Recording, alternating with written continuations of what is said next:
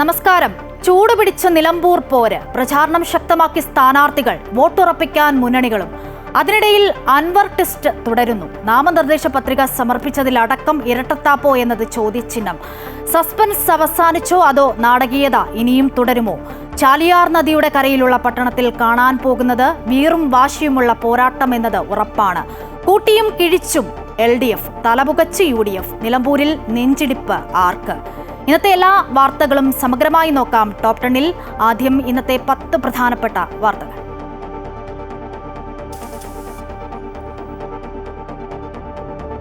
നിലമ്പൂരിൽ PV അൻവർ സ്വതന്ത്ര സ്ഥാനാർത്ഥി. തൃണമൂൽ സ്ഥാനാർത്ഥിയായി നൽകിയ പത്രിക തള്ളി. സാങ്കേതിക പ്രശ്നമെന്ന് വരണാധികാരി. മുഖ്യമന്ത്രിയുടെ മലപ്പുറം പരാമർശം പ്രചാരണ ആയുധമാക്കി UDF. സർക്കാർ ക്ഷേമ പെൻഷൻ കൈക്കൂലിയാക്കിയെന്ന KC വേണുഗോപാലിന്റെ പരാമർശത്തിനെതിരെ LDFും രംഗത്ത്.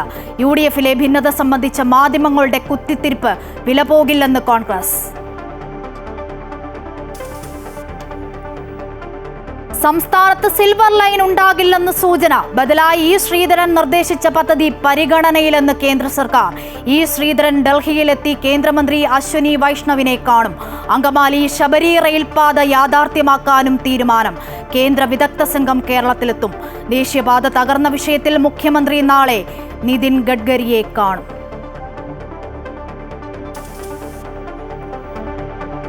സംസ്ഥാനത്ത് കോവിഡ് രോഗികളുടെ എണ്ണം കൂടുന്നു. പരിശോധന കർശനമാക്കിയ ആരോഗ്യവകുപ്പ്. പനി ബാധിച്ചവർ ആന്റിജൻ ടെസ്റ്റ് നടത്തണം. രോഗം ഗുരുതരമാകാൻ സാധ്യതയുള്ളവർ മാസ്ക് ധരിക്കണമെന്നും മുന്നറിയിപ്പ്. കോവിഡ് രോഗികളെ പ്രത്യേക വാർഡിൽ പാർപ്പിക്കാനും നിർദ്ദേശം.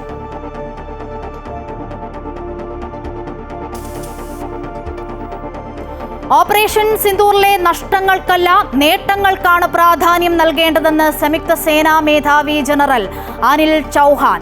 പാകിസ്ഥാനെ ഇന്ത്യക്കെതിരെ കൂടുതൽ ഭീകരാക്രമണങ്ങൾ നടത്തുന്നതിൽ നിന്നും തടയുക എന്നതായിരുന്നു ഓപ്പറേഷൻ സിന്ദൂറിന്റെ ലക്ഷ്യമെന്നും വിശദീകരണം.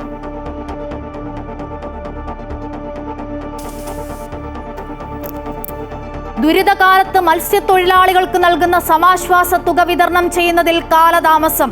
കാലവർഷത്തിൽ കടലിൽ പോകാൻ കഴിയാതെ ബുദ്ധിമുട്ടുമ്പോഴും തുക അനുവദിക്കുന്നില്ലെന്ന് പരാതി. ജീവിതം വഴിമുട്ടിയ അവസ്ഥയിൽ ആലപ്പുഴയിലെ മത്സ്യത്തൊഴിലാളികൾ. Top 10 special.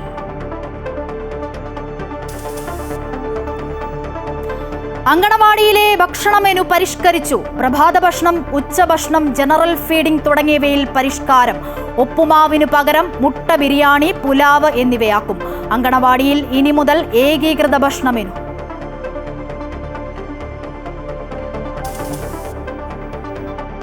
ഭാഷാവിവാദത്തിൽ നടൻ കമൽ ഹസൻ മാപ്പു പറയണമെന്ന് കർണാടക ഹൈക്കോടതി. എന്തടിസ്ഥാനത്തിലാണ് ഭാഷയെപ്പറ്റി പരാമർശം നടത്തിയതെന്നും ഖേദപ്രകടനം എല്ലാ പ്രശ്നങ്ങളും പരിഹരിക്കുമെന്നും കോടതി. ആർക്കും വികാരങ്ങളെ വ്രണപ്പെടുത്താനുള്ള അവകാശമില്ലെന്നും കമലിന് ഈഗോ എന്നും കോടതി. മാപ്പു പറയില്ലെന്ന് കമൽ ഹസൻ.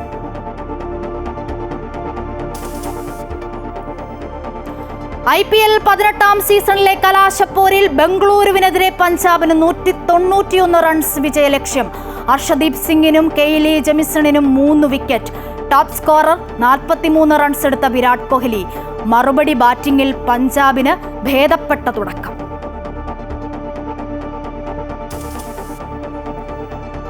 കർണാടകയിൽ വീണ്ടും വൻ ബാങ്ക് കൊള്ള. 52 കോടി രൂപയുടെ സ്വർണം കൊള്ളയടിച്ചു. മോഷണം നടന്നത് വിജയപുര ജില്ലയിലെ മനാഗുളിയിലുള്ള കനറ ബാങ്ക് ശാഖയിൽ.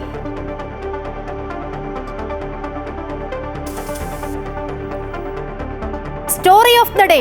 ചടുലമാകട്ടെ പഠനം.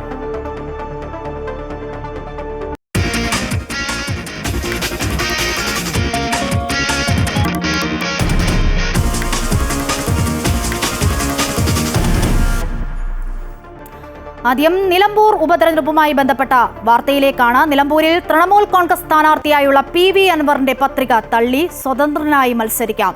നാമനിർദ്ദേശ പത്രികയിൽ സൂക്ഷ്മ പരിശോധനയും പൂർത്തിയായി. നിലവിൽ 18 സ്ഥാനാർത്ഥികൾ മത്സരരംഗത്ത് ഉണ്ട്. തൃണമൂൽ കോൺഗ്രസ് ദേശീയ പാർട്ടി അല്ലാത്തതിനാലും കേരളത്തിൽ രജിസ്ട്രേഷൻ ഇല്ലാത്തതിനാലും നാമനിർദ്ദേശ പത്രികയ്ക്കൊപ്പം മണ്ഡലത്തിൽ നിന്നുള്ള 10 പേരുടെ പിന്തുണ വേണം. എന്നാൽ PV അൻവർ സമർപ്പിച്ച തൃണമൂൽ കോൺഗ്രസിന്റെ പത്രികയിൽ 10 പേരുടെ പിന്തുണ ഉണ്ടായിരുന്നില്ല. തുടർന്നാണ് പത്രിക തള്ളാൻ തെരഞ്ഞെടുപ്പ് കമ്മീഷൻ തീരുമാനിച്ചത്. സ്വതന്ത്രനായുള്ള മറ്റൊരു പത്രിക കൂടി സമർപ്പിച്ചതിനാൽ PV അൻവറിന് മത്സരിക്കാനാകും. ഓട്ടോറിക്ഷ ചിഹ്നത്തിൽ മത്സരിക്കുമെന്ന് നേരത്തെ പറഞ്ഞിരുന്ന PV അൻവർ തൃണമൂലിന്റെ നാമനിർദ്ദേശ പത്രികയിൽ സൂക്ഷ്മത പുലർത്താത്തത് യാദർച്ഛികമല്ലെന്ന വാദം പല കോണിൽ നിന്നും ഉയരുന്നുണ്ട്.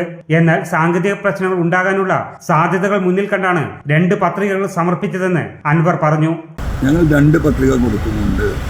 ഒന്ന് AITC-യുടേതാണ് പ്രിഫറൻസ് നൽകുന്നത്. 2 അത് തള്ളിപ്പോവുകയാണെങ്കിൽ മറ്റേത് ഉപയോഗിക്കും. കാരണം AITC കേരളത്തിൽ രജിസ്റ്റേർഡ് അല്ല. AITC കൊടുത്തത് മാറ്റിവെച്ച് സംസ്ഥാന ഇലക്ഷൻ കമ്മീഷൻ AITC-യുടെ കൽക്കട്ട ഓഫീസിൽ നിന്ന് കൊടുത്ത മെയില് ദേശീയ ഇലക്ഷൻ കമ്മീഷനിലേക്ക് അയച്ചു കൊടുത്ത് അതൊരു ക്ലാരിഫിക്കേഷൻ വെയിറ്റ് ചെയ്യണം. അതാണ് ഞാനിവിടെ ഈ RDO ഓഫീസിന് മുന്നിൽ ഈ കാർന്നിരിക്കുന്നത്. അപ്പോൾ വസ്തുതകൾ ഇതാണ് സ്ഥിതി. നിലമ്പൂരിൽ ലഭിച്ച 25 നാമനിർദ്ദേശ പത്രികകളിൽ ഡമ്മി സ്ഥാനാർത്ഥികൾ ഉൾപ്പെടെ 7 പത്രികകൾ തള്ളി. നിലവിൽ 18 സ്ഥാനാർത്ഥികളാണ് മത്സര രംഗത്തുള്ളത്. പത്രിക പിൻവലിക്കാനുള്ള അവസാന ദിവസം 5-ാം തീയതിയാണ്. അമൃത ന്യൂസ്, മലപ്പുറം. നിലമ്പൂർ ഉപതെരഞ്ഞെടുപ്പിന്റെ പശ്ചാത്തലത്തിൽ മലപ്പുറം ജില്ലയെ ചൊല്ലിയുള്ള UDF-LDF പോര് മുറുകുന്നു. മുഖ്യമന്ത്രി ഹിന്ദു പത്രത്തിന് നൽകിയ അഭിമുഖത്തിലെ മലപ്പുറത്തെക്കുറിച്ചുള്ള പരാമർശമാണ് UDF പ്രചാരണ ആയുധമാക്കുന്നത്. KC വേണുഗോപാൽ ഉന്നയിച്ച ചോദ്യങ്ങൾക്ക് CPM-ന് മറുപടി പറയാൻ സാധിച്ചിട്ടില്ല എന്ന് KPCC പ്രസിഡന്റ് സണ്ണി ജോസഫും മലപ്പുറത്തെക്കുറിച്ച് നടത്തിയ പരാമർശങ്ങൾ മുഖ്യമന്ത്രി തിരുത്തണമെന്ന് രമേശ് ചെന്നിത്തലയും പ്രതികരിച്ചു. അതേസമയം LDF സർക്കാർ ക്ഷേമ പെൻഷൻ കൈക്കൂലിയാക്കിയെന്ന KC വേണുഗോപാലിന്റെ പരാമർശത്തിനെതിരെ രംഗത്ത് വന്നിരിക്കുകയാണ് LDF. മുഖ്യമന്ത്രി പിണറായി വിജയൻ ഡൽഹിയിൽ വെച്ച് ഹിന്ദു പത്രത്തിന് നൽകിയ അഭിമുഖത്തിൽ മലപ്പുറത്തെക്കുറിച്ച് നടത്തിയ പരാമർശവും കഴിഞ്ഞ ദിവസം LDF കൺവെൻഷൻ എത്തിയപ്പോൾ ഉപയോഗിച്ച ചതിപ്രയോഗവുമാണ് നിലമ്പൂരിൽ UDF ഇപ്പോൾ പ്രചാരണായുധമാക്കുന്നത്. കഴിഞ്ഞ ദിവസം നടന്ന UDF തെരഞ്ഞെടുപ്പ് കൺവെൻഷനിൽ KC വേണുഗോപാലും ഇക്കാര്യം പരാമർശിച്ചിരുന്നു. മലപ്പുറത്തെ അപമാനിച്ച വ്യക്തിയാണ് മലപ്പുറത്തെത്തി ചതിയെക്കുറിച്ച് പറയുന്നത് എന്നായിരുന്നു KC വേണുഗോപാലിന്റെ പരിഹാസം. കൺവെൻഷനിൽ KC വേണുഗോപാൽ ഉന്നയിച്ച ചോദ്യങ്ങൾക്കൊന്നും CPM നേതാക്കൾക്കോ മുഖ്യമന്ത്രിക്കോ മറുപടി പറയാൻ സാധിച്ചിട്ടില്ലെന്ന് KPCC പ്രസിഡന്റ് സണ്ണി ജോസഫ് പറഞ്ഞു. AICC-യുടെ സംഘടനാ ചുമതലയുള്ള general secretary Shri KC Venugopal MP ഉന്നയിച്ച പ്രധാനപ്പെട്ട വിഷയങ്ങൾക്കൊന്നും മറുപടി പറയാൻ LDF-നോ CPM നേതൃത്വത്തിനോ കഴിഞ്ഞിട്ടില്ല. കേരള സർക്കാരിൻ്റെയും മുഖ്യമന്ത്രിയുടെയും ജനവഞ്ചനയാണ് KC വേണുഗോപാൽ MP പ്രധാനമായിട്ടും ചൂണ്ടിക്കാട്ടിയത്. മലപ്പുറത്തെക്കുറിച്ച് മുഖ്യമന്ത്രി നടത്തിയ പ്രസ്താവനകൾ തിരുത്തണമെന്ന് മുൻ പ്രതിപക്ഷ നേതാവ് രമേശ് ചെന്നിത്തലയും പ്രതികരിച്ചു. മതേതരത്വത്തിൻ്റെ മകുട ഉദാഹരണമാണ് ഈ മലപ്പുറത്തുള്ള ജനങ്ങൾ എന്നും പ്രകടിപ്പിച്ചിട്ടുള്ളത്. അവർ വഞ്ചകരാണെന്ന് മുഖ്യമന്ത്രി എങ്ങനെ പറയുന്നു?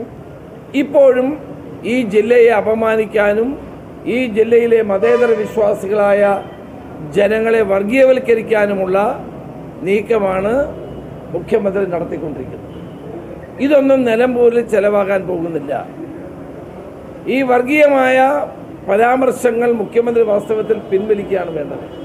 UDF കൺവെൻഷനിൽ സർക്കാർ ക്ഷേമ പെൻഷൻ കൈക്കൂലിയാക്കുന്നു എന്ന KC വേണുഗോപാലിന്റെ പ്രതികരണമാണ് ഇതിനെ പ്രതിരോധിക്കാൻ LDF ഉപയോഗിക്കുന്നത്. സാധാരണക്കാരുടെ ജീവിതത്തെ KC വേണുഗോപാൽ അപഹസിക്കുകയാണെന്നാണ് നേതാക്കളുടെ പ്രതികരണം. KC വേണുഗോപാലിന്റെ പ്രസ്താവനയ്ക്കെതിരെ LDF പ്രവർത്തകർ നിലമ്പൂർ ടൗണിൽ പ്രകടനവും നടത്തി. നിലമ്പൂർ തിരഞ്ഞെടുപ്പിന് ദിവസങ്ങൾ അടുക്കുംതോറും മലപ്പുറത്തെക്കുറിച്ചുള്ള മുന്നണികളുടെ വാദപ്രതിവാദങ്ങളും ചൂടുപിടിക്കുകയാണ്. അമൃത ന്യൂസ്, മലപ്പുറം.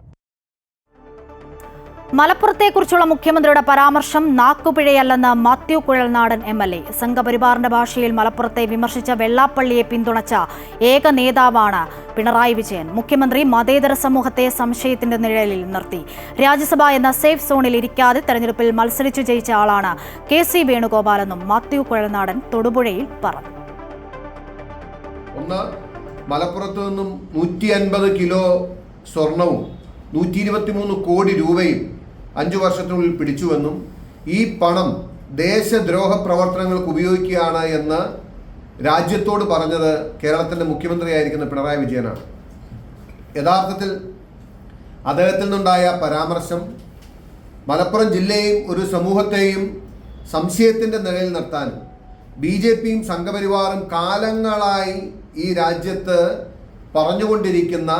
കൊണ്ടുവരാൻ ശ്രമിക്കുന്ന ഒരു നറേറ്റീവിനെ അടിവരയിടുന്നതുമായിരുന്നു. അദ്ദേഹം ഒരു നാക്കുപിഴയിൽ അത് പറഞ്ഞതാണ് എന്ന് ഞങ്ങൾ കരുതുന്നില്ല.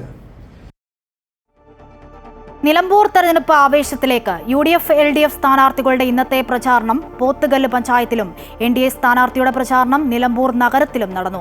തൃണമൂൽ കോൺഗ്രസ് സ്ഥാനാർത്ഥിയായുള്ള നാമനിർദ്ദേശ പത്രിക തെരഞ്ഞെടുപ്പ് കമ്മീഷൻ തള്ളിയതോടെ സ്വതന്ത്ര സ്ഥാനാർത്ഥിയായി കളത്തിലിറങ്ങാനുള്ള ഒരുക്കത്തിലാണ് PV അൻവർ.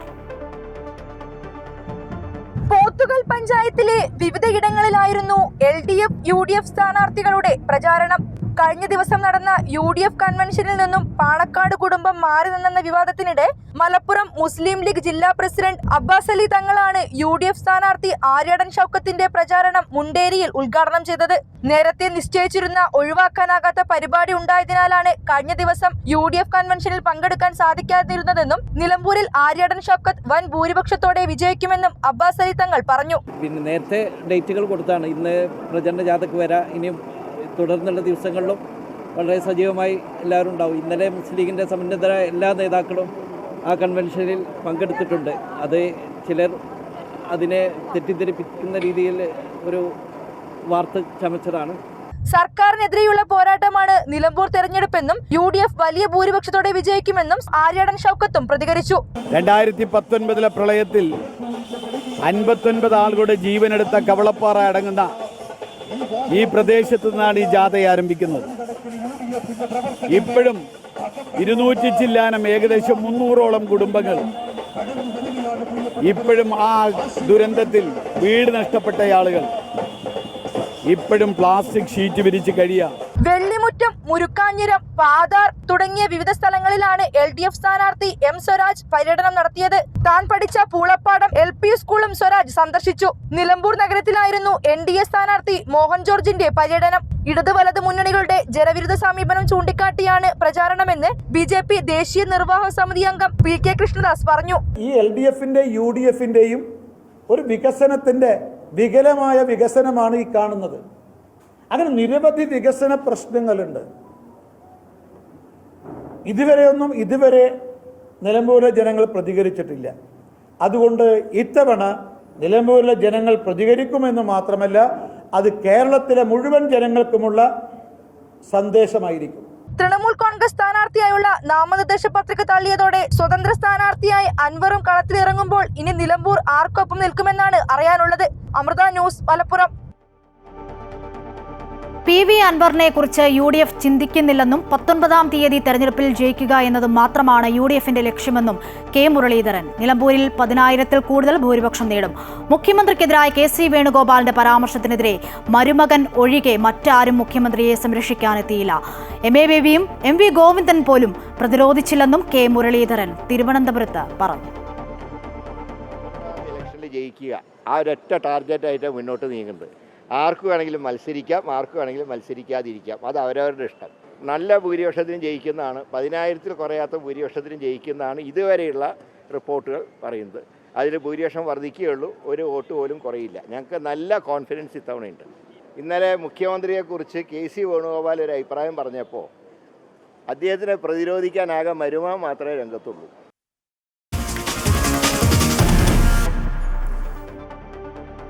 ഇനി ഇന്നത്തെ മറ്റു പ്രധാനപ്പെട്ട വാർത്തകൾ നോക്കാം. മുഖ്യമന്ത്രി പിണറായി വിജയൻ കേന്ദ്ര ഉപരിതല ഗതാഗത വകുപ്പ് മന്ത്രി നിതിൻ ഗഡ്കരിയുമായി നാളെ കൂടിക്കാഴ്ച നടത്തും. സംസ്ഥാനത്ത് ദേശീയപാത നിർമ്മാണത്തിൽ ആവർത്തിക്കുന്ന ദൗർഭാഗ്യകരമായ സംഭവങ്ങൾ ഒഴിവാക്കാൻ നടപടി സ്വീകരിക്കുന്ന കാര്യം കേന്ദ്രമന്ത്രിയുടെ ശ്രദ്ധയിൽപ്പെടുത്തുമെന്ന് മന്ത്രി മുഹമ്മദ് റിയാസ് പ്രതികരിച്ചു.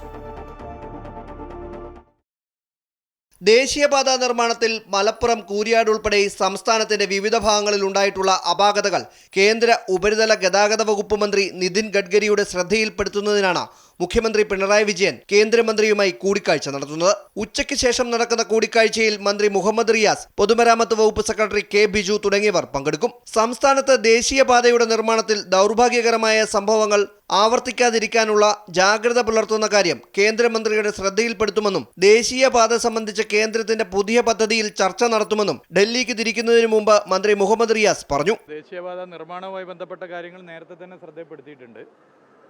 അതുമായി ബന്ധപ്പെട്ട കാര്യങ്ങൾ, നിർമ്മാണത്തിലെ ചില ദൗർഭാഗ്യകരമായ സംഭവങ്ങൾ, ആ സംഭവങ്ങൾ ആവർത്തിക്കാതിരിക്കാനുള്ള പൊതു ജാഗ്രത ഉണ്ടാകേണ്ടതുണ്ട്. അത് നേരത്തെ അറിയിച്ചിട്ടുണ്ട്. നാളെ നേരിൽ ബഹുമാനപ്പെട്ട മുഖ്യമന്ത്രി ശ്രീ നിതിൻ ഗഡ്കരിയുമായി ഇത് ചർച്ച ചെയ്യും. നാഷണൽ ഹൈവേ അതോറിറ്റി ഓഫ് ഇന്ത്യയുടെ പുതിയ പദ്ധതികളുടെ സാധ്യതകൾ നേരത്തെ ചർച്ച ചെയ്തിട്ടുണ്ട്. വളരെ അനുകൂലമായ സമീപനമാണ് ശ്രീ നിതിൻ ഗഡ്കരി കൈക്കൊണ്ടിട്ടുള്ളത്. അപ്പോൾ ആ കാര്യങ്ങൾ കൂടി തീർച്ചയായിട്ടും ചർച്ച ചെയ്യും. CPM കേന്ദ്ര കമ്മിറ്റി യോഗത്തിൽ പങ്കെടുക്കുന്നതിനായി ഡൽഹിയിലെത്തിയ മുഖ്യമന്ത്രി ദേശീയപാത തകർച്ചയിൽ കേരളത്തിന്റെ ആശങ്കകളും ബുദ്ധിമുട്ടുകളുമാകും കേന്ദ്രമന്ത്രിയുടെ മുന്നിൽ അവതരിപ്പിക്കുക. ദേശീയപാത തകർന്ന ഇടങ്ങളിൽ ബദൽ പാത നിർമ്മിക്കുന്നതടക്കം ചർച്ചയാകും. ദേശീയപാതയുടെ തകർച്ച സംബന്ധിച്ച് ചർച്ച നടത്തിയ ദേശീയപാത അതോറിറ്റി ചെയർമാൻ സന്തോഷ് യാദവ് കഴിഞ്ഞ ദിവസമാണ് സംസ്ഥാനത്ത് നിന്നും മടങ്ങിയത്. ഇക്കാര്യത്തിൽ സംസ്ഥാന സർക്കാരിന്റെ ആവശ്യം ഉൾപ്പെടുന്ന റിപ്പോർട്ട് അദ്ദേഹം കേന്ദ്രമന്ത്രിക്ക് സമർപ്പിക്കും. അതേസമയം ദേശീയപാതയുമായി ബന്ധപ്പെട്ട പുതിയ പദ്ധതികൾ അനുവദിക്കാനുള്ള കേന്ദ്ര സർക്കാർ നീക്കം വേഗത്തിലാക്കാനുള്ള ശ്രമം മുഖ്യമന്ത്രി പിണറായി വിജയന്റെ ഭാഗത്തു നിന്നും ഉണ്ടാകും. അമൃത ന്യൂസ്, തിരുവനന്തപുരം. അങ്കമാലി ശബരി റെയിൽപാത യാഥാർത്ഥ്യമാകുന്നു. കേന്ദ്രത്തിൽ നിന്നുമുള്ള വിദഗ്ധ സംഘം ഉടൻ കേരളത്തിലെത്തും. കേന്ദ്ര റെയിൽവേ മന്ത്രി അശ്വിനി വൈഷ്ണവുമായി മുഖ്യമന്ത്രി പിണറായി വിജയൻ ഡൽഹിയിൽ നടത്തിയ കൂടിക്കാഴ്ചയിൽ ധാരണയായി. ജൂലൈയിൽ ഭൂമി ഏറ്റെടുക്കൽ നടപടികൾ തുടങ്ങുമെന്ന് മന്ത്രി വി അബ്ദുറഹ്മാൻ അറിയിച്ചു. അങ്കമാലി മുതൽ എരുമേലി വരെ 111.48 കിലോമീറ്റർ ദൈർഘ്യമുള്ളതാണ് 1997-98 റെയിൽവേ ബജറ്റിൽ നിർദ്ദേശിക്കപ്പെട്ട അങ്കമാലി ശബരി പാത. 8 കിലോമീറ്റർ ഭൂമി ഏറ്റെടുക്കൽ പൂർത്തിയായിരുന്നു. അങ്കമാലിക്കും കാലടിക്കുമിടയിൽ 7 കിലോമീറ്റർ നിർമ്മാണവും നടന്നിരുന്നു. പതിറ്റാണ്ടുകളായി കേരളം കാത്തിരുന്ന റെയിൽപാതയുടെ നിർമ്മാണ പ്രവൃത്തികൾ ഉടൻ ആരംഭിക്കുകയാണ്. ഡൽഹിയിൽ കേന്ദ്ര റെയിൽവേ മന്ത്രിയുമായി മുഖ്യമന്ത്രി പിണറായി വിജയൻ നടത്തിയ കൂടിക്കാഴ്ചയിൽ ഇക്കാര്യത്തിൽ തീരുമാനമായി. അടുത്ത ദിവസം തന്നെ കേന്ദ്രത്തിൽ നിന്നുള്ള വിദഗ്ധ സംഘം കേരളത്തിലെത്തും. ഭൂമി ഏറ്റെടുക്കൽ നടപടി ജൂലൈയിൽ തന്നെ തുടങ്ങും. കേരളത്തിന്റെ വടക്കു മുതൽ തെക്ക് വരെ 3-4 പാതകൾ ഒരുക്കുന്നതും കൂടിക്കാഴ്ചയിൽ ചർച്ചയായി. ഇക്കാര്യത്തിൽ അനുകൂല പ്രതികരണമാണ് കേന്ദ്രമന്ത്രിയിൽ നിന്നുണ്ടായതെന്ന് കേരളത്തിന്റെ റെയിൽവേ ചുമതലയുള്ള മന്ത്രി വി അബ്ദുറഹ്മാൻ അറിയിച്ചു. അമൃത ന്യൂസ്, തിരുവനന്തപുരം.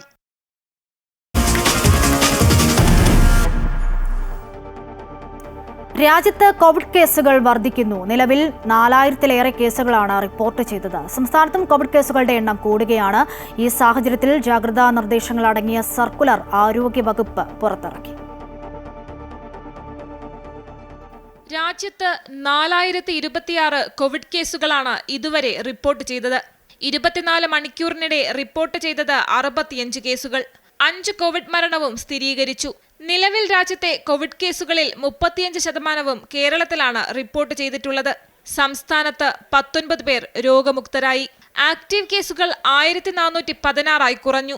കഴിഞ്ഞ 24 മണിക്കൂറിനിടെ കേരളത്തിൽ കോവിഡ് ബാധിച്ച് ഒരാളാണ് മരിച്ചത്. ഗുരുതര ന്യൂമോണിയ ബാധിതനായിരുന്ന 80കാരനാണ് മരിച്ചത്.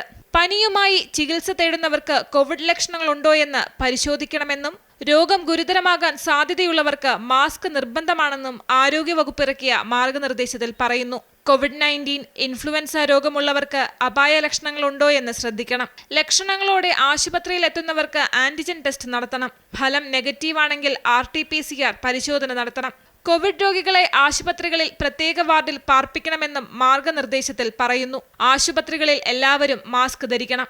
ആശുപത്രി സംവിധാനങ്ങളുടെ പര്യാപ്തത അടിയന്തരമായി വിലയിരുത്തണം.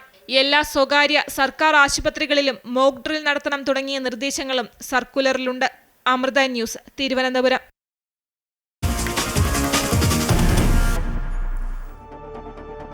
ഓപ്പറേഷൻ സിന്ദൂറിലൂടെ നഷ്ടങ്ങൾക്കല്ല മറിച്ച് നേട്ടങ്ങൾക്കാണ് പ്രാധാന്യം നൽകേണ്ടതെന്ന് സംയുക്ത സേനാ മേധാവി ജനറൽ അനിൽ ചൗഹാൻ. പാകിസ്ഥാനെ ഇന്ത്യക്കെതിരെ കൂടുതൽ ഭീകരാക്രമണങ്ങൾ നടത്തുന്നതിൽ നിന്നും തടയുക എന്നതായിരുന്നു ഓപ്പറേഷൻ സിന്ദൂറിന്റെ ലക്ഷ്യമെന്നും സംയുക്ത സേനാ മേധാവി വ്യക്തമാക്കി. പൂനെയിലെ സാവിത്രിഭായി ഫുലെ സർവകലാശാലയിൽ സംസാരിക്കുകയായിരുന്നു അദ്ദേഹം. പൂനെയിലെ സാവിത്രിഭായി ഫൂലെ സർവകലാശാലയിൽ ഭാവിയിലെ യുദ്ധങ്ങളും യുദ്ധമുറകളും എന്ന വിഷയത്തിലാണ് സംയുക്ത സേനാ മേധാവി ജനറൽ അനിൽ ചൗഹാൻ പഹൽഗാം ഭീകരാക്രമണത്തിലെ ഇന്ത്യയുടെ സൈനിക നടപടി വിശദീകരിച്ചത്. ഓപ്പറേഷൻ സിന്ദൂറിനിടെ സായുധ സേനയ്ക്കുണ്ടായ നഷ്ടങ്ങൾക്കല്ല മറിച്ച് നേട്ടങ്ങൾക്കാണ് പ്രാധാന്യം നൽകേണ്ടതെന്ന് അദ്ദേഹം പറഞ്ഞു. പാകിസ്ഥാനെ ഇന്ത്യക്കെതിരെ കൂടുതൽ ഭീകരാക്രമണങ്ങൾ നടത്തുന്നതിൽ നിന്ന് തടയുക എന്നതായിരുന്നു ഓപ്പറേഷൻ സിന്ദൂറിന്റെ ലക്ഷ്യം. പഹൽഗാം ആക്രമണം അങ്ങേയറ്റം ക്രൂരമായ പ്രവൃത്തിയായിരുന്നു. ഇന്ത്യ ഓപ്പറേഷൻ സിന്ദൂറിലൂടെ അതിർത്തി കടന്നുള്ള ഭീകരതയ്ക്ക് മറുപടി നൽകി. ഇന്ത്യ ഒരിക്കലും ആണവായുധ ഭീഷണിക്ക് വഴങ്ങില്ലെന്നും ഭീകരതയുടെ തടവിൽ കഴിയില്ലെന്നും ഓപ്പറേഷൻ സിന്ദൂറിലൂടെ വ്യക്തമാക്കിയെന്നും അദ്ദേഹം പറഞ്ഞു. ഒരു സൈനിക നടപടിയും പരിപൂർണമായി കുറ്റമറ്റതായി നടപ്പിലാക്കാൻ സാധിക്കില്ല. തിരിച്ചടികളിൽ പിന്മാറുക എന്നത് പ്രൊഫഷണലായി പ്രവർത്തിക്കുന്ന ഒരു സേനയ്ക്ക് യോജിച്ചതല്ല. നയതന്ത്ര രാഷ്ട്രീയ നീക്കങ്ങൾ പരാജയപ്പെടുന്നിടത്താണ് യുദ്ധം വേണ്ടിവരുന്നതെന്നും അദ്ദേഹം പറഞ്ഞു. പക്ഷേ ഭീകരവാദത്തിന്റെ കാര്യം വരുമ്പോൾ കാര്യങ്ങൾ വ്യത്യസ്തമാണ്. അവർക്ക് നഷ്ടപ്പെടാൻ ഒന്നുമില്ല. അവർക്ക് നഷ്ടപ്പെടാൻ അതിർത്തികളോ സ്ഥലങ്ങളോ ഇല്ല.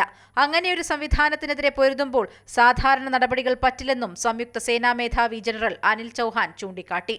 News desk Amrita TV.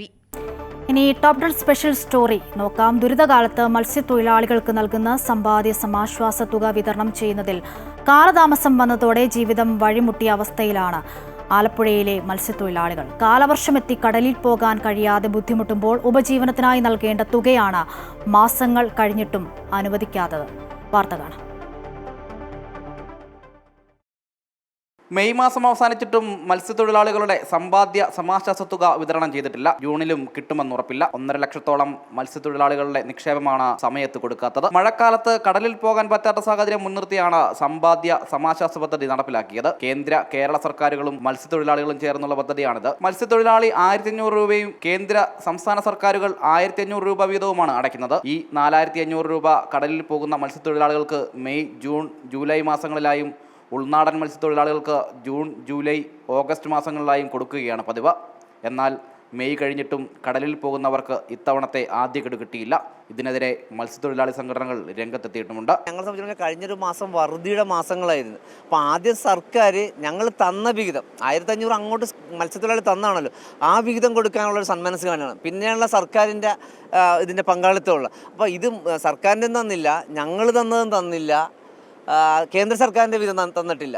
അപ്പോൾ ഇത് ഈ മേഖലയോട് കാണിക്കുന്ന കാര്യം വളരെ ദീർഘവീക്ഷണത്തോടുകൂടി ആവിഷ്കരിച്ച പദ്ധതി. ഒരു മേഖല വറുതിയിലേക്ക് പോകുമ്പോൾ അവർക്കൊരു കൈത്താങ്ങാൻ വേണ്ടി ദീർഘവീക്ഷണമുള്ള ഭരണാധികാരികൾ ഇത് ആസൂത്രണം ചെയ്ത പദ്ധതിയാണ്. പക്ഷേ അതിനെ പോലും സമയബന്ധിതമായി കൊടുക്കാൻ പറ്റുന്നില്ല. പിന്നെ എന്തിനായി പണിക്കിരിക്കുന്നതെന്നൊക്കെ ചോദിക്കാനുള്ളത്. പദ്ധതി ഫിഷറീസ് വകുപ്പാണ് നടപ്പാക്കുന്നത്. ഓഗസ്റ്റ് മുതൽ ഏപ്രിൽ വരെ മത്സ്യത്തൊഴിലാളികളിൽ നിന്ന് തവണകളായി 1500 രൂപ വാങ്ങി രജിസ്ട്രേഷൻ പൂർത്തിയാക്കും. ഈ വർഷം മാത്രം 1.5 ലക്ഷത്തോളം തൊഴിലാളികൾ രജിസ്റ്റർ ചെയ്തു. ഇതിനു പുറമെ മത്സ്യത്തൊഴിലാളി പെൻഷൻ, വിധവാ പെൻഷൻ ഉൾപ്പെടെ മുടങ്ങിക്കിടക്കുകയാണ്. വരുമാനമില്ലാതാവുകയും സമ്പാദ്യ തുക ലഭിക്കാതെ വരികയും ചെയ്തതോടെ പല കുടുംബങ്ങളും പ്രതിസന്ധിയിലായി. സ്കൂൾ തുറന്നതോടെ മക്കളുടെ വിദ്യാഭ്യാസ ചെലവിന് പോലും പണമില്ലാതെ കഷ്ടപ്പെടുകയാണ് പലരും. കാലവർഷം കൂടി എത്തിയ സാഹചര്യത്തിൽ അടിയന്തര സഹായമായി തൊഴിലാളികൾ നൽകിയ 1500 രൂപയെങ്കിലും തിരികെ നൽകിയില്ല എങ്കിൽ മത്സ്യത്തൊഴിലാളികളുടെ ജീവിതം കൂടുതൽ പ്രതിസന്ധിയിലാകും. അമൃത ന്യൂസ്, ആലപ്പുഴ. ജീവിതം വഴിമുട്ടിയ മത്സ്യത്തൊഴിലാളികളുടെ കൂടുതൽ പ്രതികരണങ്ങൾ കാണാം. മെയ് മാസത്തിലാണ് ഇത് കിട്ടേണ്ടത്, ഈ പഞ്ഞമാസ കാശ്. മെയ് ഇപ്പോൾ ജൂണായില്ലേ, ജൂണായിട്ട് പോലും തന്നില്ല. സ്കൂൾ തുറക്കുന്ന സമയമല്ലേ, കുട്ടികൾക്ക് സ്കൂളിൽ പോകണ്ടേ. ഞങ്ങൾക്ക് പണിയില്ല, ഒരാഴ്ചയായിട്ട് വർദ്ധിക്കാലോ വരും. അപ്പോൾ ഈ പൈസ കിട്ടിയെങ്കിലും ഒരു ആശ്വാസമായിരുന്നു. ബാഗ് വാങ്ങണം, പുസ്തകം വാങ്ങണം, എത്ര രൂപ വേണം? ആകെ 1500 രൂപയാണ്. അത് കിട്ടിയെങ്കിൽ ഒരു ഉപകാരമായിരുന്നു. അതാണ് എനിക്ക് ഏറ്റവും കൂടുതൽ പറയാനുള്ളത്. 2 കുട്ടികളുണ്ട് സ്കൂളിൽ പോകുന്നത്. കപ്പലിൽ നിന്ന് കണ്ടെയ്നർ പറഞ്ഞ കാരണം ഞങ്ങൾ മത്സ്യം പിടിച്ചു കഴിഞ്ഞാൽ മത്സ്യത്തിന് വില കിട്ടത്തില്ല, മത്സ്യവാരി എടുക്കത്തില്ല, കഴിക്കത്തില്ല എന്നൊക്കെയാണ് സർക്കാരിൻ്റെ നിയമവ്യവസ്ഥകൾ വന്നേക്കുന്നത്. അതുപോലെ തന്നെ ഞങ്ങൾക്ക് 200 രൂപ വീതം കാറ്റിന് ഞങ്ങൾക്ക് കിട്ടിക്കൊണ്ടിരുന്ന അതും ഞങ്ങൾക്ക് ഇല്ലാണ്ടായി. ഇപ്പോൾ ഞങ്ങൾ 1500 രൂപ ഇത് അടച്ചിട്ടുണ്ട്, ക്ഷേമതി അടച്ചിട്ടുണ്ട്.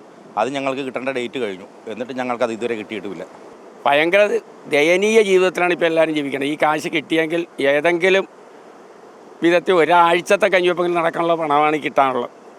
അപ്പോൾ ആ വിധത്തിൽ കഷ്ടപ്പെട്ട് മനുഷ്യൻ ജീവിക്കാൻ ഇപ്പോഴും ഞങ്ങളെ തിരിഞ്ഞു നോക്കാൻ ഇവർ തയ്യാറായിട്ടില്ല. ആ ഒരു ബുദ്ധിമുട്ടിലാണ് എല്ലാവരും. വാർത്തയുടെ വിവരങ്ങൾ ആലപ്പുഴയിൽ നിന്നും അജയ്നാഥ് നൽകും. അജയ്, മഴയാണ്, അവർക്കും ജീവിതം മുൻപോട്ട് കൊണ്ടുപോകേണ്ടത് അനിവാര്യമാണ്. ഈ മത്സ്യത്തൊഴിലാളികൾ വലിയ ബുദ്ധിമുട്ടുകൾ നേരിടുമ്പോഴാണ് അവർക്ക് ഈ തിരിച്ചടി കൂടി ഉണ്ടാകുന്നത്. ഈ വിഷയത്തിനൊരു പരിഹാരം ഉണ്ടാകുമോ അജയ്? മത്സ്യത്തൊഴിലാളികളെ സംബന്ധിച്ച് അവർ ഏറ്റവും ദുരിതം അനുഭവിക്കുന്ന ഒരു സമയം കൂടിയാണിത്. മത്സ്യബന്ധനത്തിനുൾപ്പെടെ വിലക്ക് ഏർപ്പെടുത്തുന്ന സാഹചര്യത്തിൽ കാലവർഷം എത്തിയ ഒരു ഘട്ടം കൂടിയാണ്. അതിനാൽ തന്നെ മത്സ്യബന്ധനം ഉൾപ്പെടെ ഇപ്പോൾ നടക്കാത്തൊരു സാഹചര്യമുണ്ട്. മറ്റൊന്ന്, ഈ കൊച്ചിയിൽ കപ്പൽ മുങ്ങിയതുമായി ബന്ധപ്പെട്ട് ഈ മത്സ്യങ്ങൾ, അതായത് കടൽ മത്സ്യങ്ങൾ കഴിക്കരുത് എന്നുൾപ്പെടെയുള്ള പ്രചാരണങ്ങൾ ഇറങ്ങുന്ന ഘട്ടത്തിൽ അതെല്ലാം തന്നെ ഇവരെ വലയ്ക്കുന്ന ഒരു സാഹചര്യമുണ്ട്.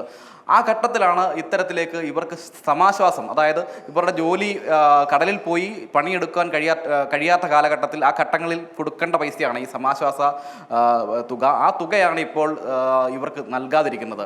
അത് കേവലമായി 4500 രൂപ മാത്രമാണുള്ളത്. ഇവരുടെ പങ്ക് 1500 രൂപ. കേന്ദ്ര സർക്കാർ കേരള സർക്കാർ 2 സർക്കാരുകളുടെ വിഹിതമായി 3000 രൂപ, അങ്ങനെ 4500 രൂപയാണ് ഇവർക്ക് നൽകേണ്ടുന്നത്. പക്ഷേ ഇതിൽ 1500 രൂപ ഇവരുടെ സമ്പാദ്യമാണ്. ആ സമ്പാദ്യമെങ്കിലും അടിയന്തരമായി നൽകണം എന്നാണ് ഈ മത്സ്യത്തൊഴിലാളികളാകെ തന്നെ ആവശ്യപ്പെടുന്നത്. കുട്ടികളുടെ പഠനം ഉൾപ്പെടെ നടക്കുന്നൊരു സാഹചര്യം കൂടിയുണ്ട്. അത് ക്ലാസ് ആരംഭിച്ചിട്ടുണ്ട്, സ്കൂൾ തുറന്നിട്ടുണ്ട്. തീർച്ചയായും ആ പണമെങ്കിലും നൽകുന്ന ഒരു സാഹചര്യം ഉണ്ടാകണമെന്നാണ് ഇവർ ആവശ്യപ്പെടുന്നതും. മറ്റൊന്ന്, സംസ്ഥാന സർക്കാരുമായി ഫിഷറീസ് വകുപ്പുമായി ബന്ധപ്പെട്ടപ്പോൾ നമുക്ക് മനസ്സിലാക്കാൻ വേണ്ടി കഴിയുന്നത് ഈ പണം, അതായത് സംസ്ഥാന സർക്കാരിൻ്റെ വിഹിതമായ 1500 രൂപ അടിയന്തരമായി തന്നെ നൽകും എന്നാണ് നാം മനസ്സിലാക്കുന്നത്. അതിൻ്റെ പ്രവർത്തനങ്ങളെല്ലാം തന്നെ നടന്നിട്ടുണ്ട്. സർക്കാർ അതുമായി ബന്ധപ്പെട്ടുള്ള അനുമതി ഉൾപ്പെടെ നൽകിയിട്ടുണ്ട് എന്നാണ് മനസ്സിലാക്കുന്നത്. എന്തായാലും ഇത് സമയബന്ധിതമായി നൽകുക എന്നുള്ളതാണ് ഇവരെ സംബന്ധിച്ച് ഏറ്റവും പ്രധാനപ്പെട്ട കാര്യം. ഇപ്പോൾ കാലവർഷം എത്തിയോടുകൂടി തന്നെ ഇവർക്ക് ജോലിക്ക് പോകാൻ പറ്റാത്ത സാഹചര്യമുണ്ട്. ഇവരുടെ കുടുംബങ്ങൾ വലിയ ദുരിതത്തിലാണ് എന്നുള്ളതാണ് ഏറ്റവും പ്രധാനപ്പെട്ട കാര്യം. അതുകൊണ്ട് അടിയന്തരമായി കേരള സർക്കാരുകൾ അടിയന്തരമായി ഈ തുക അനുവദിച്ച് ഇവരുടെ പ്രശ്നത്തിന് പരിഹാരം ഉണ്ടാക്കി കൊടുക്കണം, അല്ലെങ്കിൽ ഇവരുടെ പ്രശ്നത്തിന് ഒരു പരിഹാരം കാണണം എന്നാണ് ഈ ഘട്ടത്തിൽ നമുക്ക് സൂചിപ്പിക്കാൻ വേണ്ടിയുള്ളത്. അതുതന്നെയാണ് മത്സ്യത്തൊഴിലാളികളുടെ ഈ വിഷയത്തിന് ഒരു പരിഹാരം എത്രയും പെട്ടെന്ന് ഉണ്ടാകട്ടെ എന്ന് പ്രത്യാശിക്കാം. വിവരങ്ങളാണ് ആലപ്പുഴയിൽ നിന്നും അജയ്നാഥ് നൽകിയത്. മറ്റു വാർത്തയിലേക്ക്. കപ്പൽ അപകടത്തെ തുടർന്ന് ദുരിതത്തിലായ മത്സ്യത്തൊഴിലാളികൾക്കായി പ്രഖ്യാപിച്ച ധനസഹായം അനുവദിച്ച് ഉത്തരവിറങ്ങി. സംസ്ഥാന ദുരന്ത പ്രതികരണ നിധിയിൽ നിന്നും 10 കോടി രൂപയാണ് അനുവദിച്ചത്. തിരുവനന്തപുരം, കൊല്ലം, ആലപ്പുഴ, എറണാകുളം ജില്ലകളിലെ മത്സ്യത്തൊഴിലാളികൾക്കാണ് ധനസഹായം നൽകുക. കേരള തീരത്ത് കപ്പൽ മുങ്ങിയതിനെ തുടർന്ന് പ്രയാസം നേരിടുന്ന മത്സ്യത്തൊഴിലാളി കുടുംബങ്ങൾക്ക് താൽക്കാലിക ധനസഹായം നൽകുമെന്ന് മുഖ്യമന്ത്രി നേരത്തെ പ്രഖ്യാപിച്ചിരുന്നു. പ്രശ്നം ബാധിതരായ ഓരോ മത്സ്യത്തൊഴിലാളി കുടുംബത്തിനും 1000 രൂപയും 6 കിലോ സൗജന്യ റേഷനുമാണ് അടിയന്തര സഹായമായി നൽകുന്നത്. തിരുവനന്തപുരം, കൊല്ലം, ആലപ്പുഴ, എറണാകുളം എന്നീ ജില്ലകളാണ് പ്രശ്നബാധിതം. ഇവിടുത്തെ മത്സ്യത്തൊഴിലാളികൾക്കാണ് ആശ്വാസ സഹായം വന്നു ചേരുക. ധനസഹായം അനുവദിച്ച് സർക്കാർ ഉത്തരവിറക്കി. ഇതിനായി സംസ്ഥാന ദുരന്ത പ്രതികരണ നിധിയിൽ നിന്ന് 10 കോടിയിലേറെ തുക അനുവദിച്ചിട്ടുണ്ട്. 4 ജില്ലകളിലെ 78,498 മത്സ്യത്തൊഴിലാളി കുടുംബങ്ങൾക്കും 27,020 മത്സ്യബന്ധന അനുബന്ധ തൊഴിലാളി കുടുംബങ്ങൾക്കും 1000 രൂപ ഇടക്കാല ആശ്വാസം ലഭിക്കും. 1,05,518 കുടുംബങ്ങൾക്ക് 6 കിലോ അരി വീതം സൗജന്യ റേഷൻ ലഭിക്കും. ഇതിനുള്ള നടപടി ഭക്ഷ്യ പൊതുവിതരണ വകുപ്പ് അടിയന്തരമായി സ്വീകരിക്കണമെന്നും ഉത്തരവിൽ പറയുന്നു. അമൃത ന്യൂസ്, തിരുവനന്തപുരം.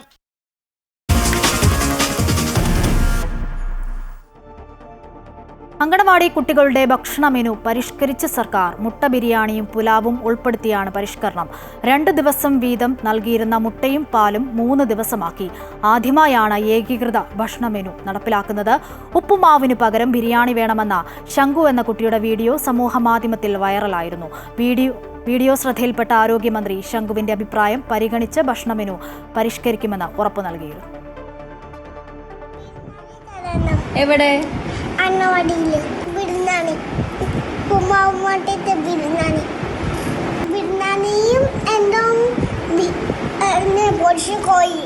ഉപ്പുമാവിന് പകരം ബിരിയാണിയും പൊരിച്ച കോഴിയും ആവശ്യപ്പെട്ട ശംഖു എന്ന അങ്കണവാടിക്കാരന്റെ വീഡിയോ സമൂഹ മാധ്യമത്തിൽ തരംഗമായപ്പോഴാണ് അത് ശ്രദ്ധയിൽപ്പെട്ട വനിതാ ശിശുവികസന വകുപ്പ് മന്ത്രി വീണ ജോർജ് അങ്കണവാടി കുട്ടികളുടെ ഭക്ഷണ മെനു പരിഷ്കരിക്കുന്നതിനെ കുറിച്ച് ആലോചിച്ചത്.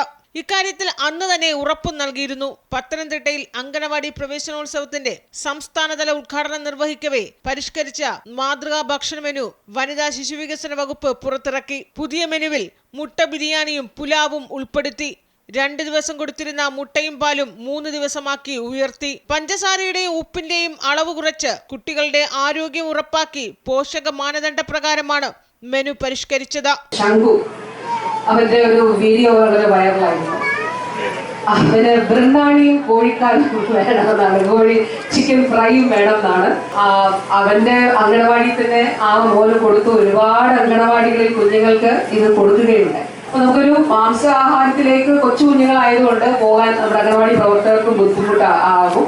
അതുകൊണ്ട് ഈ മുട്ട ഉപയോഗിച്ചിട്ടുള്ള ഒരു മുട്ട ബിരിയാണി നമ്മൾ ഇതില് ഉൾപ്പെടുത്തിയിട്ടുണ്ട്. അങ്കണവാടി കുട്ടികൾക്കുള്ള പ്രഭാത ഭക്ഷണം, ഉച്ചഭക്ഷണം, ജനറൽ ഫീഡിംഗ് തുടങ്ങിയ അനുപൂരക പോഷകാഹാരമാണ് പരിഷ്കരിച്ചത്. ആദ്യമായാണ് ഏകീകൃത ഭക്ഷണ മെനു നടപ്പാക്കുന്നത്. അമൃത ന്യൂസ്, തിരുവനന്തപുരം.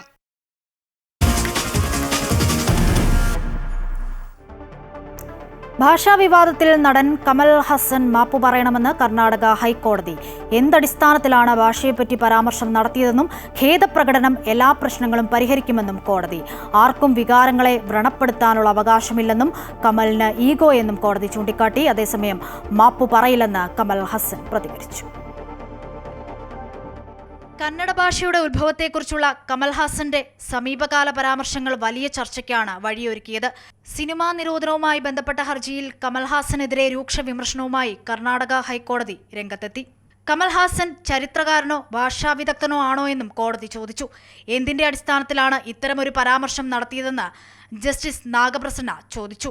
മാപ്പ് പറഞ്ഞാൽ തീരാവുന്ന പ്രശ്നത്തിൽ പകരം സംരക്ഷണം തേടി കോടതിയിൽ വന്നത് എന്തിനാണെന്ന് കർണാടക ഹൈക്കോടതി ആരാഞ്ഞു.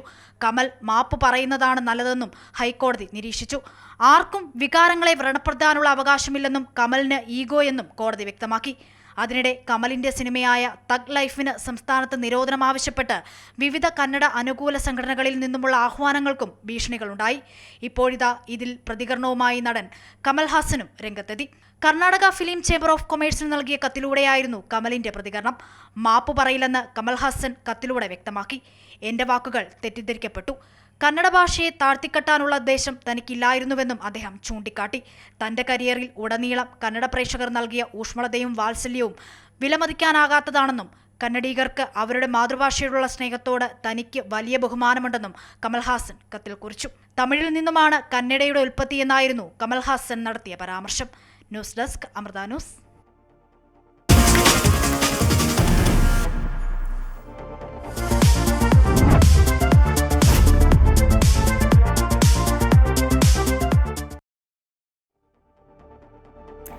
IPL വാർത്തകൾ നോക്കാം. IPL 18ാം സീസണിലെ കലാശപ്പോരിൽ ബംഗളൂരുവിനെതിരെ പഞ്ചാബിന് 191 റൺസ് വിജയലക്ഷ്യം. ആദ്യം ബാറ്റ് ചെയ്ത ബംഗളൂരു നിശ്ചിത ഓവറിൽ 9 വിക്കറ്റ് നഷ്ടത്തിലാണ് 190 റൺസ് എടുത്തത്. 43 റൺസ് എടുത്ത വിരാട് കോഹ്ലിയാണ് ബംഗളൂരുവിലെ ടോപ്പ് സ്കോറർ. പഞ്ചാബിനായി ഹർഷദീപ് സിംഗും കെയ്ലി ജെമിസണിനും 3 വിക്കറ്റ് വീതം വീഴ്ത്തിയിട്ടുണ്ട്. മറുപടി ബാറ്റിംഗിൽ പഞ്ചാബിന് 87 റൺസിന് 3 വിക്കറ്റ് നഷ്ടമായി.